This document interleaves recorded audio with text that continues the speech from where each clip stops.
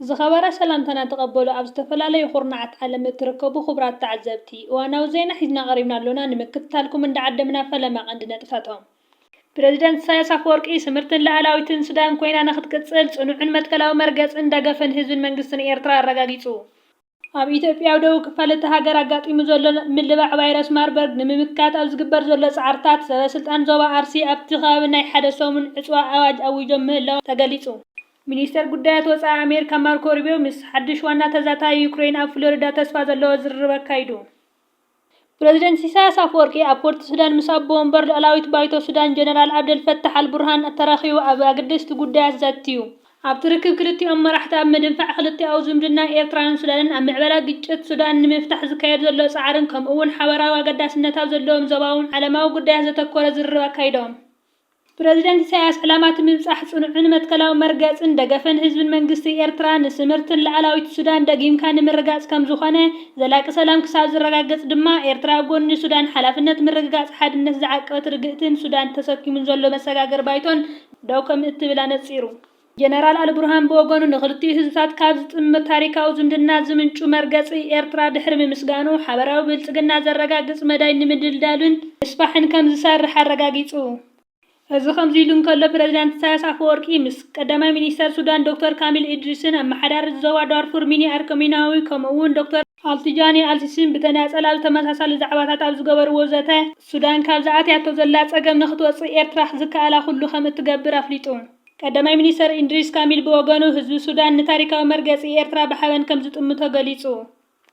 ኣብ ኢትዮጵያ ደቡብ ክፋል እታ ሃገር ኣጋጢሙ ዘሎ ምልባዕ ቫይረስ ማርበርግ ንምምካት ኣብ ዝግበር ዘሎ ጻዕርታት ሰበስልጣን ዞባ አርሲ ኣብቲ ከባቢ ናይ ሓደ ሰሙን ዕፅዋ ኣውጆም ምህላዎም ተገሊጹ። በቲ ተኣውጅ ዘሎ ዕፅዋ ከዓ ኣብቲ ምልባዕ ተራኢሉ ዘሎ ከባቢ ዝመጽእ ይኹን ዝኣቱ ከም ዘየለ ዝተገለጸ ኮይኑ እቲ ሕማም ንምክትታል ድማ ልዑል ጻዕርታት ይግበር ምህላው ተገሊጹ።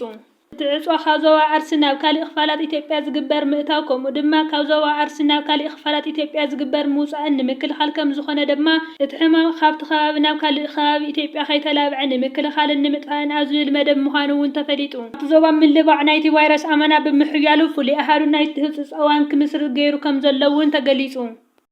ዓለም ለኻዊ ኔትወርክ ቫይረስ ዝበሃል ሓደ ኣብ ዝተፈላለዩ ሃገራት ንዘጋጥም ምልባዕ ቫይረስ ዝከላኸልን ሓበሬታ ዝዝርግሕን ካብ 40 ሃገራት ዝተዋፅኡ ክኢላታት ዝቖመ ማሕበር ኣውፂዎ ዘሎ መግለፂ ድማ እቲ ኣብ ዞባ አርሲ ናይ ኢትዮጵያ ተራእዩ ዘሎ ምልባዕ ቫይረስ ማርበርግ ክትትል ክግበረሉ ንዕሉ ኣቓልቦ ከም ዘድሊ ክገልጽ እንከሎ እቲ ከባቢ ኣብ ዶባት ደቡብ ሱዳንን ኬንያን ኣብ ቀረባ ርሕቐት ምዃኑ ድማ ኣብቲ ከባቢ እዚ ዓይነት ቫይረስ ምልብዑ ናብ ካልኦት ከባቢታት ንኸይሰገር ኣስጋኢ ምዃኑ እዩ ዝገልጽ። ኢትዮጵያ ብዛዕባ ኣጋጢሙ ዘሎ ምልባዕ ምስ ናይ ኣፍሪቃ ከምኡ ድማ ናይ ዓለም ለኸ ጥዕና ትካል ሓቢራ ትሰርሕ ከም ዘላ እያ ትገልጽ። ሚኒስተር ጉዳያት ወፃኢ ኣሜሪካ ማርኮ ሩቢዮ ኩናት ሩስያን ዩክሬን ንምቁራጽ ብዝምልከት ምስ ዩክሬን ዝተገበረ ዝርርብ ውፅኢታዊ ከም ዝነበረ ተዛሪቡ። ኣብቲ ኣብ ፍሎሪዳ ዝተኻየደ ዘተ በቲ ሓድሽ ዋና ተዛታይ ዩክሬን ኮይኑ ዝተሸመ ጸሓፊ ቤት ምኽሪ ሃገራዊ ድሕነት ሩስቶም ኢሞሮቭ ዝምራሕ ልኡኽ ተሳቲፉ ኣሎ።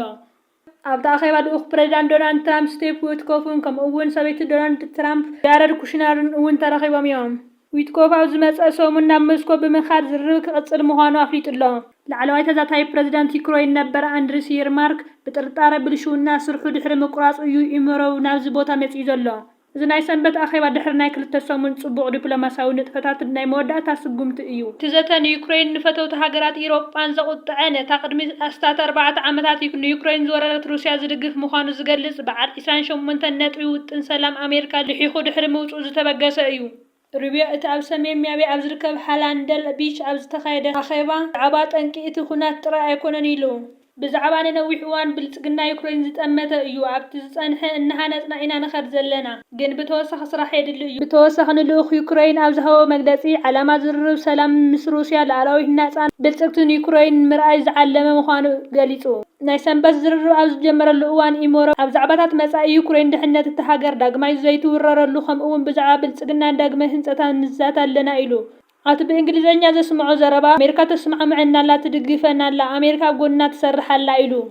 حيرونة تزرب أفراين عوتن كبل ونقاليسوه ترامب تمال سنبت آير فورس وان غازتنيات أبزها ومقلسي تزرب صبوق يخيد الله ناتقجت نمقراء سممع خقبرك صبوق عدل كم زلون أفليتو ترامب قديم نفولي لأهويت كوفن مسكوشنا أبز صومن نام مسكوك صدام مخان مس بريزيدنت فلاديمير بوتين تراخبهم بزعوات بزحت محيش زبهالو تن سلام كزارو مخانو ونقاليس نيرو بريزيدنت يوكرين فولوديمير زيلنسكي أب محاورة من راخبيتات أبزرقحو صحيح تزرب حناس عنقوت زلوا كلهم قدايات بقلص زتلعالون مرقات لعلاون هاقراو ربحات يكرين آقداسن إلوه توسخ أمريكان ترامب نتخوينات نمقراء زقبرو زلوز عرق 5 مسقنام قليسو